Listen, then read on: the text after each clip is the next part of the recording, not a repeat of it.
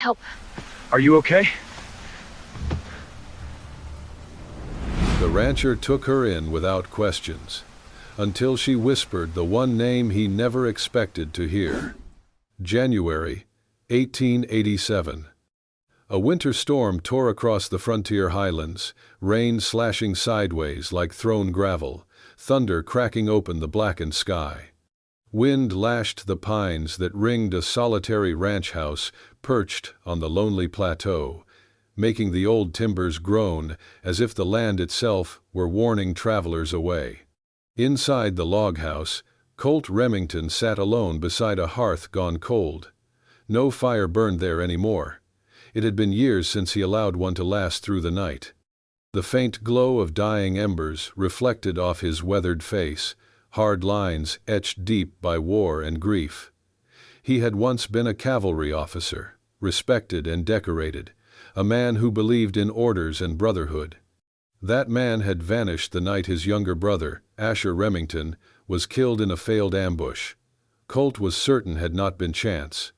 Since then, Colt had withdrawn from the world. He trusted no one.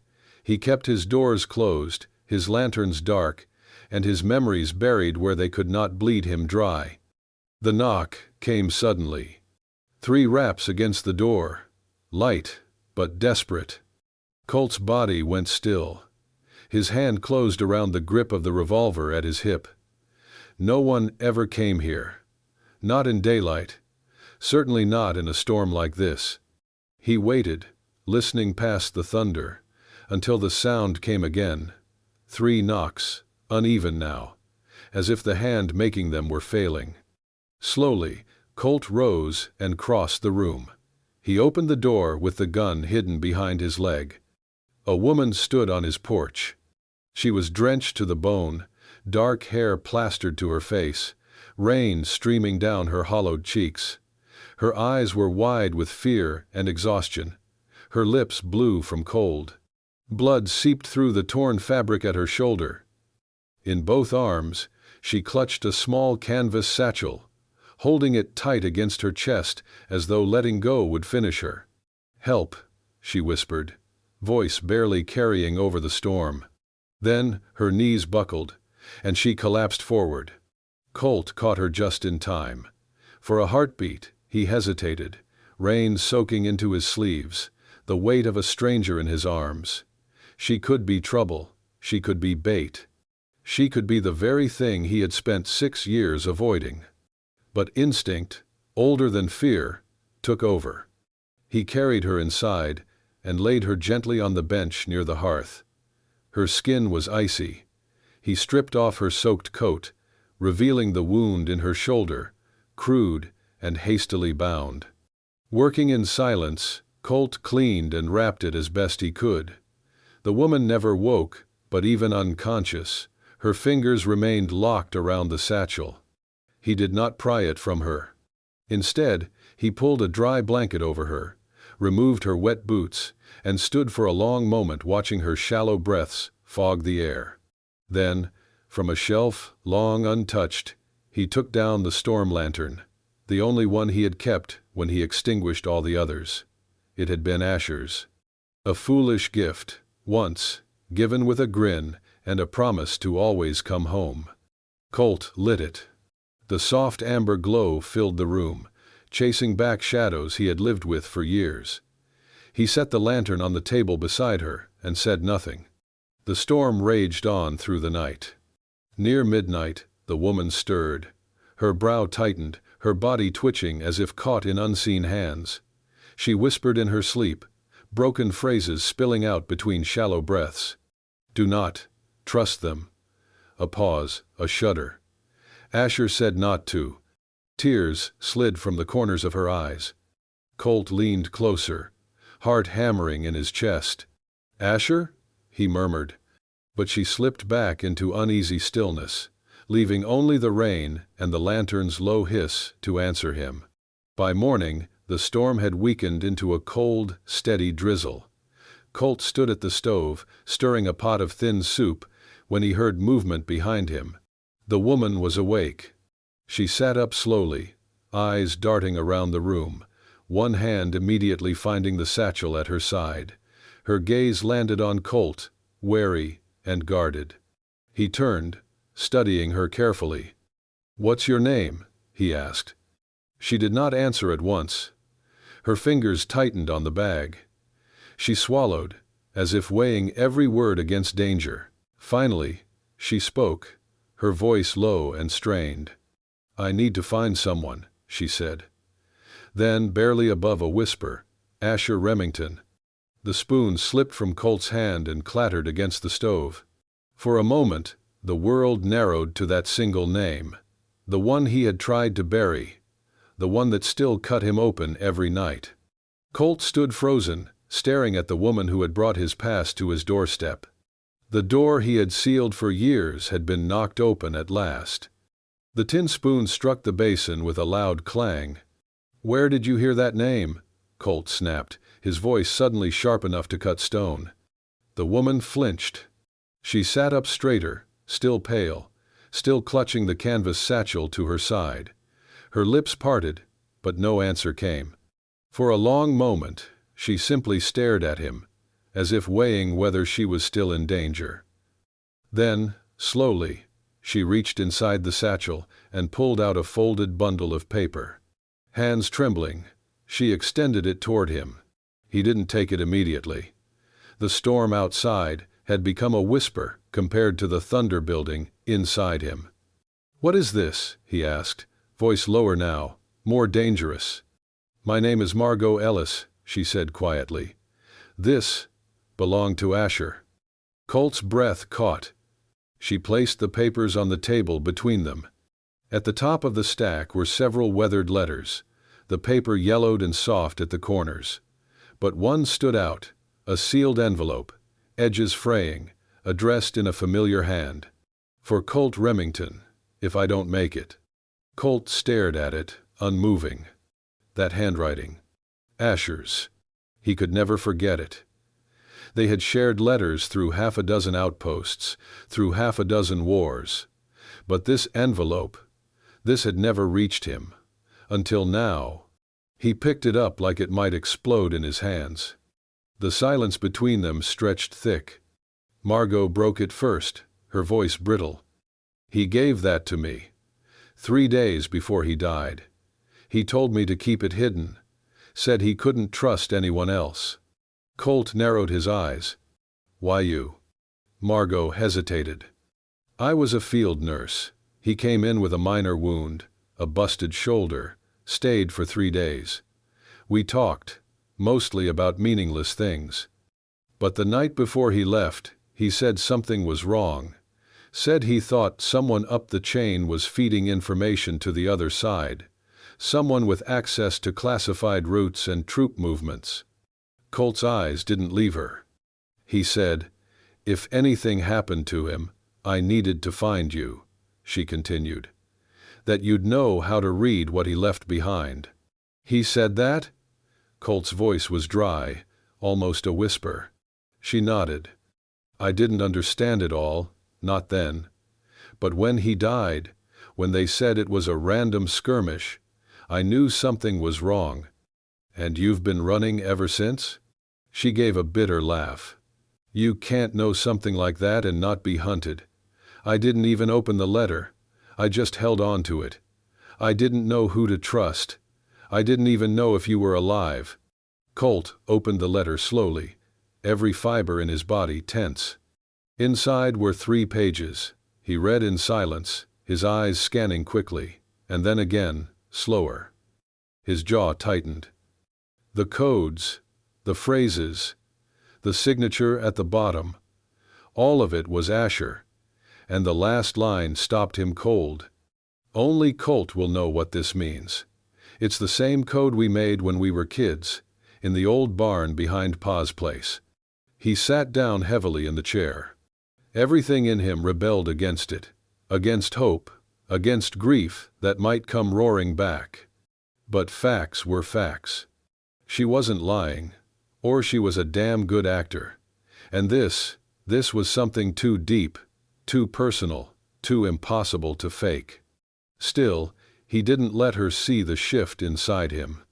Instead, he folded the letter, placed it back on the table, and stood. "You can stay," he said gruffly. "For now, until I figure out what the hell this all means." Margot let out a breath, quiet but heavy. She didn't thank him. She didn't smile. She just nodded, as though she knew this was the best she could ask for, and maybe all she needed. Outside, the storm had finally passed. But inside the house, another one had just begun. Colt let her stay. Not because he trusted her, not because of the name she whispered, but because something in her eyes the night she collapsed, something unspoken, had lodged in his chest and refused to leave. Still, their silence weighed heavier than the snow on the porch roof. He laid down rules like lines in the sand. Don't touch the rifle. Don't go upstairs. Stay out of the barn after dark. The words were sharp, cold, not shouted, just final, as if he'd spoken them 1,000 times to no one but himself. Margot only nodded, eyes steady. No protest, no questions. He watched her. Not directly, never directly, but always. Every night, after the house grew quiet and Margot had retreated to the small bed by the kitchen hearth, Colt unlatched the old wooden trunk he kept beneath the stairs. Inside were fragments of another life, dusty files, military dispatches, letters from a brother long buried. He scanned Asher's old handwriting, compared it to the letter Margot had brought. Matched phrases, cross-checked names. Every word she said, he tested against memory. Each time something aligned, his jaw clenched, not from relief, but fear. Fear that believing might break him worse than the betrayal ever had. Margot never asked to leave. She swept the floors, mended his coat with a thread kit she'd kept in her satchel, fed the fire, cooked quiet, steady meals. She kept to herself, guarding that canvas bag like it was her last breath. And every evening, she fed the horses, without ever being told. One morning, the crunch of her boots on frozen earth caught his ear. He watched from the barn door as she hoisted a bucket of water from the well, her left arm trembling from the strain. She staggered halfway to the trough before her injured shoulder gave way. She fell to her knees. The water spilled across the frost-bitten dirt. Colt stepped out of the shadows. Without a word, he hauled her to her feet, took the bucket, refilled it, and carried it to the trough himself. The horses drank as he stood silent, eyes on the steam rising from the water. Then he turned back to her, voice gruff. "Next time, ask. You're no use dead, Miss Ellis." She opened her mouth, maybe to thank him, maybe to argue, but he was already walking away. That night, Margot lay in bed, her shoulder aching. She did not expect anything. But when she woke at dawn, there was a small pouch on the table beside her pillow. Inside were dried herbs, the kind soldiers used to fight infection. Next to it, a scrap of paper, hastily written. "Boil and apply to your shoulder, twice a day. See." She stared at the note, fingers curling around its edges. No smile crossed her lips. But something in her expression shifted, softened. A silent breath of something she hadn't felt in weeks. Safety, maybe, or the beginning of it. She didn't speak of it. The next night, a bitter wind swept through the valley. Colt was still outside, cleaning his rifle beneath a lantern. Margot placed a mug of hot tea on the step outside his door, then went to bed. No note? No comment? The next morning, the mug was empty, cleaned, returned to where it had been. They never mentioned it. Then came Emma. A freckled child from a ranch a mile off. 8 years old, curious as a squirrel. She adored Margot from the first moment and began visiting weekly, brightening the quiet house with laughter and endless questions. She named Margot Miss Star Lady, after the stories she told, about stars being the eyes of those watching over us from beyond. Colt would glance through the window and see Emma wrapped around Margot's legs, giggling. See Margot smile, eyes crinkling like someone remembering how. One evening, Colt stood with her in the stable, brushing down his mare. He didn't mean to speak. But the question left him before he could stop it. "Why'd you run?" Margot didn't turn. She watched the mare's nose dip into the hay and said, quietly, "Because someone died for what I know, and I wasn't ready to die yet." No tears, no trembling, just fact, laid bare in the cool breath of night. Colt didn't move. He looked at her, this stranger with shadows in her voice and stars in her stories, and for the first time, he realized he didn't want her to leave. He didn't trust her. Not yet. But the walls inside him had begun to shift, the smallest crack forming, just wide enough for one truth to slip in. She wasn't just passing through. She was meant to be here. And something had brought her for a reason. The snow had barely begun to melt in the town of Cinder Creek when the stranger arrived. He rode in on a chestnut gelding, clean boots and sharper eyes, asking quiet questions in quieter places. The general store, the livery, the saloon. His voice was calm, too calm, and every word seemed to weigh twice what it should. Woman. Late 20s. Brown hair. Wounded shoulder. "You seen her?" The barkeep didn't answer. Neither did the stable boy. But eyes watched him, and word traveled faster than the spring thaw. Margot heard it from Emma's father. She was in the barn, brushing the same mare Colt had taught her to saddle, when he came riding fast down the hill, face pale. His words tumbled over one another, but three caught in her ears like a gunshot. "He's looking for you." Her hands trembled. She knew that voice, that calm tone. Lieutenant Gaines. A man with polished buttons and blood under his fingernails. He had once handled communications for the Western Regiment, and rumors long whispered that he sold more than reports.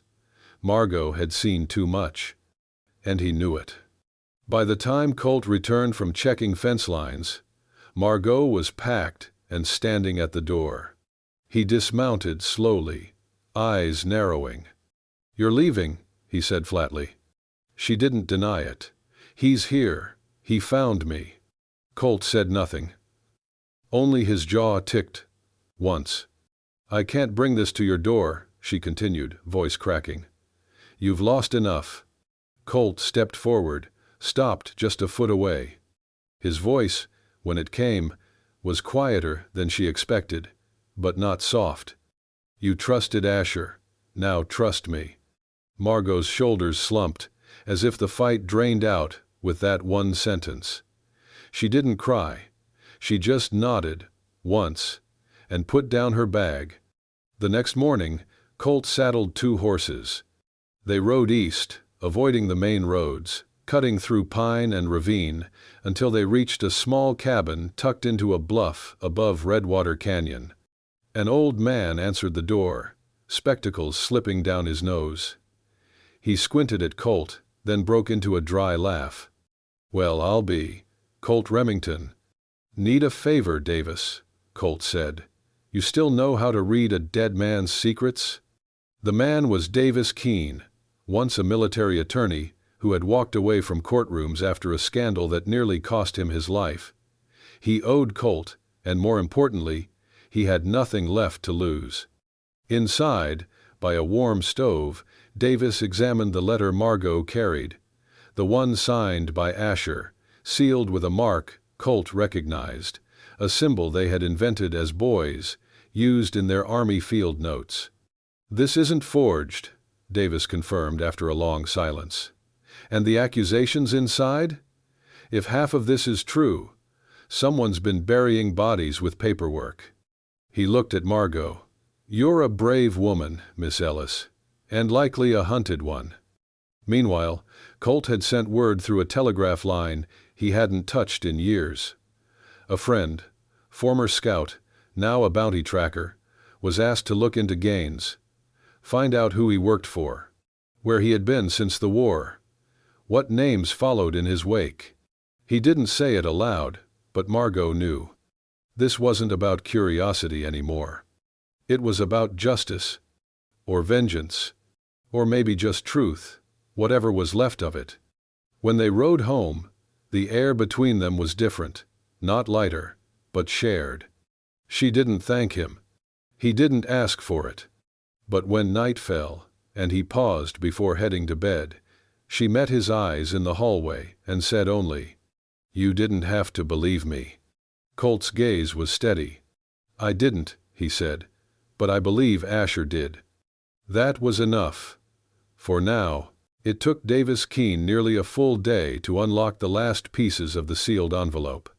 There were layers to it, codes within codes, a cipher buried in the margins, almost invisible unless you knew what to look for. Davis had seen military encryption in his time, but this was personal. When he unfolded the final page and laid it flat on the table, his face went pale. "There are names in here," he said quietly. "And not the kind whispered in saloons." Colt stood still by the window, arms crossed, eyes locked on the snow melting outside. Davis cleared his throat and read, "Captain Elias Morse, Major Heath Harlan, Lieutenant Silas Gaines."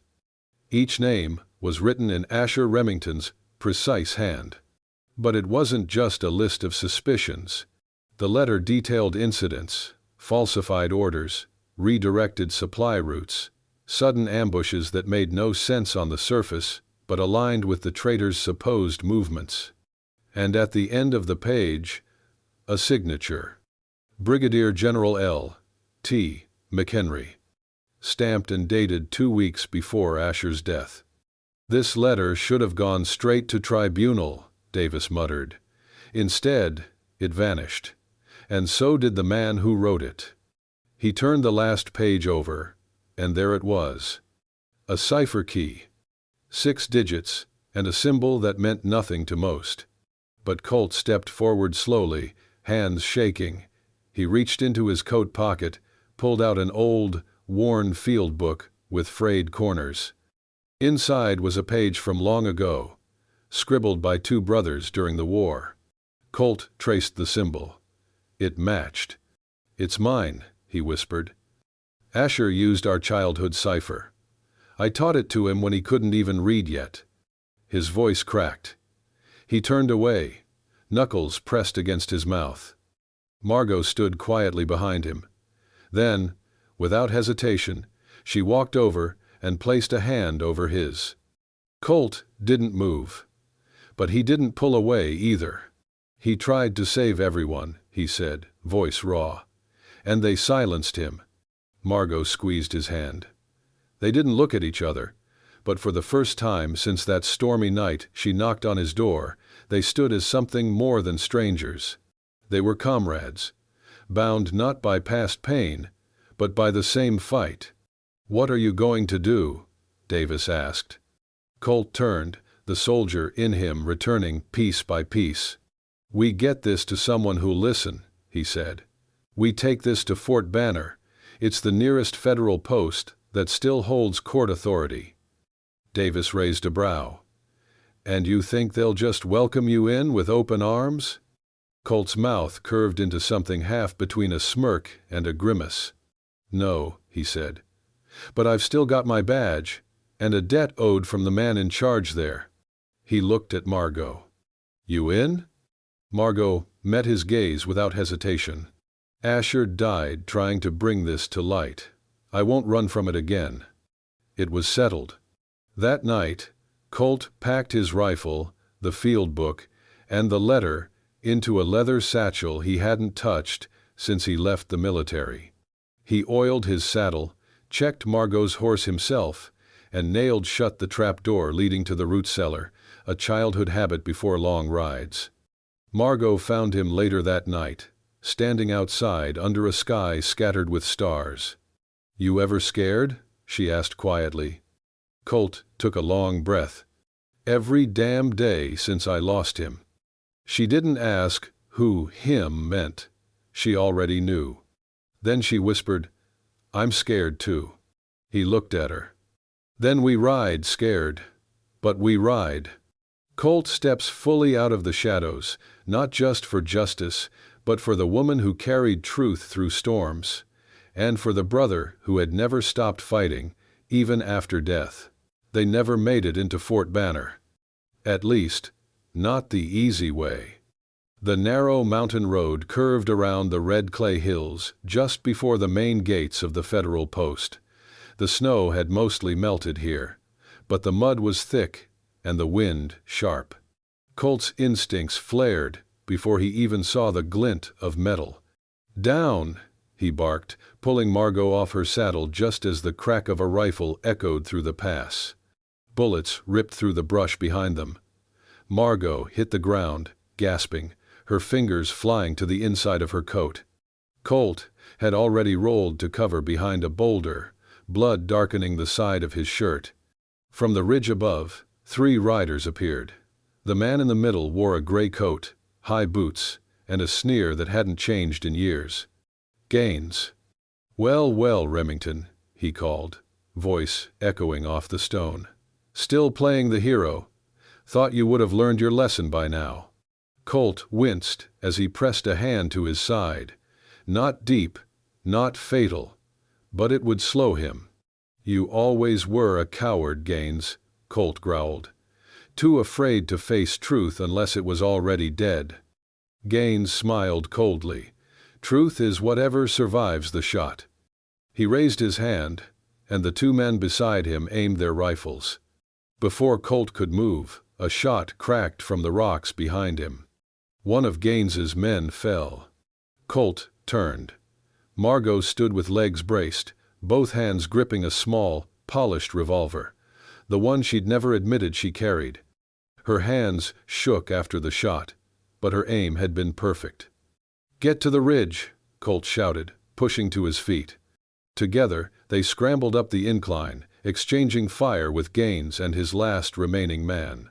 Colt's arm throbbed, but he moved with purpose, every step fueled by fury and clarity.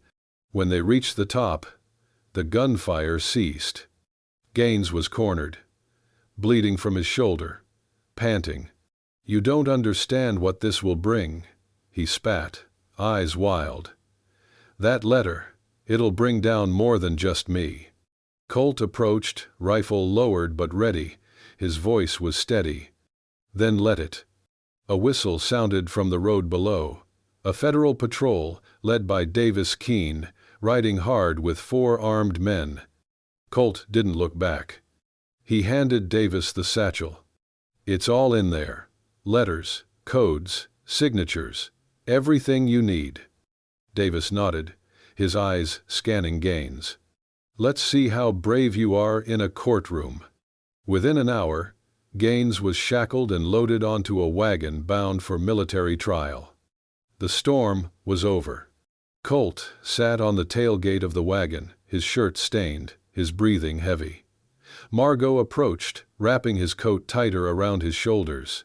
"You should lie down," she said softly. "I will," he replied. "Just needed to watch the sun set from here." Below them, the valley was bathed in gold and red.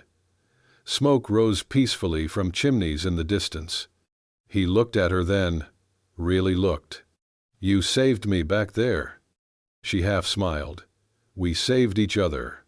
He nodded slowly. "Asher, he chose right. He trusted you." Margot reached into her coat and pulled out the last piece of folded paper. Not a letter this time, but a drawing. A sketch of 2 brothers, smiling, one older, one younger, in uniforms. "He talked about you more than you know," she whispered, "even when it hurt." Colt took the drawing gently, eyes burning. Then he leaned his head back and whispered into the wind, "We did it, Ash. Justice is served. The traitor is unmasked." Colt and Margot, once strangers, now stand side by side, survivors of storms past and present. The truth has a name, and so does healing. Spring in the high plains came slow, but certain. Snow melted into dark earth, Wildflowers clawed through the thawing soil. Birds returned to the pines, and so did the laughter of children. Margot stood on the porch of the old barn, now repurposed with long tables, chalk slates, and shelves of well-worn books. Her voice rang clear as she pointed to letters on the board. "All right, little wranglers. C is for courage. T is for trust." Outside, horses snorted softly. Inside, 8 children repeated after her, some barefoot, some wide-eyed, all safe. A few yards away, Colt leaned on a post, watching.